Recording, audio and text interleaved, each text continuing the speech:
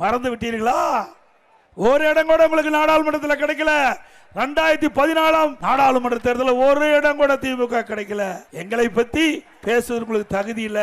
பல இடைத்தேர்தல் 2011 2021 பல இடைத்தேர்தல் தமிழகத்தில் நடைபெற்றது. அப்பொழுது கூட உங்களால் வெற்றி பெற முடியல.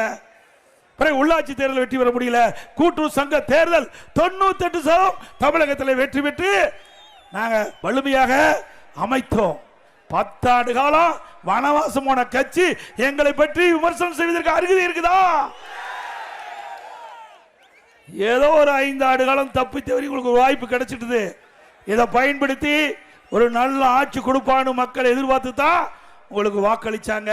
நீங்க கவர்ச்சிகரமா 2021 சட்டமன்ற பொது தேர்தலில் அதிகமான வாக்குறுதிகளை அள்ளி தந்தீங்க.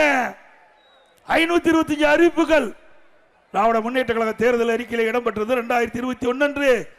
அப்பொழுது ஸ்டாலின் எதிர்க்கட்சி தலைவராக இருந்தார். அந்த காலகட்டத்தில் மக்களை ஏமாற்றி கவர்ச்சிகரமாக பேசி நிறைவேற்ற முடியாத திட்டங்கள் எல்லாம் அறிவிக்கப்பட்டு வாக்குகளை பெற்று ஆட்சிக்கு வந்த திமுக கொடுக்கப்பட்ட வாக்குறுதியை உங்களால் நிறைவேற்ற முடிஞ்சுதா?